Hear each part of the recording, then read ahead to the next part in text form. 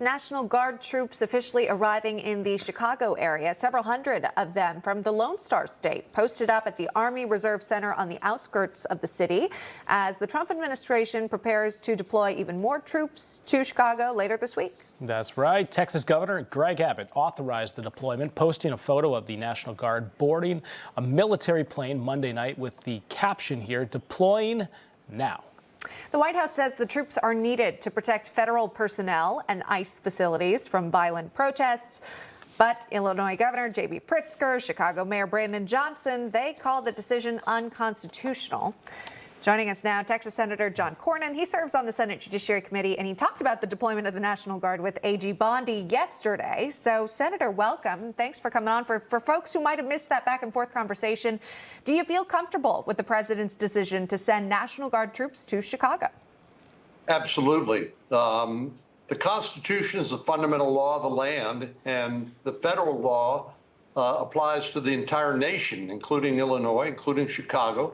And the president is well within his legal rights and legal authorities to send federal troops to enforce federal law and to protect federal facilities. Unfortunately, we've seen in Texas 4 attacks against ICE detention facilities just since June. And obviously what the governor and the mayor there in Chicago are doing is just completely lawless and without any legal justification. And let's get to what they said here. Mayor Johnson, as well as Governor Pritzker, both calling this illegal, unconstitutional. Here's that. Watch. I refuse to let Donald Trump, Kristi Noem, and Gregory Bovino continue on this march toward autocracy. Their plan all along has been to cause chaos and then they can use that chaos to consolidate Donald Trump's power. They think they can fool us all into thinking that the way to get out of this crisis that they created is to give them free rein. Well, that plan will only work if we let it. The state of Illinois is going to use every lever at our disposal to resist this power grab and get Noem's thugs the hell out of Chicago. So we talked about Bovino there, and I want to get to this because they actually arrested a Chicago gang member who offered $10,000 to take down the U.S. Border Patrol chief. Your thoughts? Well, the head of the Department of Justice pointed out there had been well over 500 homicides in Chicago just last year. And I would just contrast the response of the governor and the mayor to that of Mayor Bowser in Washington, D.C., who welcomed the federal law enforcement assistance. But this is really about the governor's wanting to be the next president of the United States. And he figures he has to play to this radical element in the Democratic Party in order to perhaps win the nomination. So this isn't about law and order. This isn't about public safety. This is all about his political aspirations. Yeah. All right. I want to pivot now to what is happening for the 8th day, the government shutdown, Senator, and it's because Republicans can't get some of your Democratic colleagues on board to just pass the clean CR. But now we're seeing it impact travelers when it comes to some local airports across the country.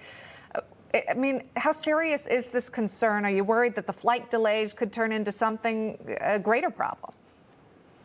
Well, what I'm most concerned about is the disregard that Democrats seem to have for people like our military and our Border Patrol and other ICE officers, other law enforcement officers who continue to work without the prospect of getting paid. And they frankly just don't seem to care. But I don't know how long this will last. My suspicion is that it's probably going to last beyond this week. But we're going to continue to give Democrats a chance to do the right thing and to vote to reopen the government. This is, as you pointed out, just a short-term stopgap spending bill that will take us to November the 20th to allow 21st, I guess, and allow us to do our work when it comes to the appropriations process to fund the government for the remainder of the fiscal year.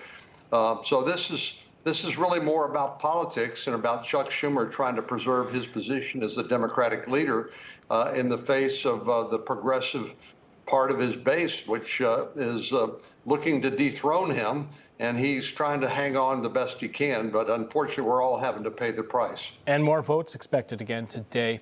I want to get your thoughts on what's coming to light here about a number of your colleagues that they were spied on by former special counsel Jack Smith. Now, in that report uncovered by your fellow senator,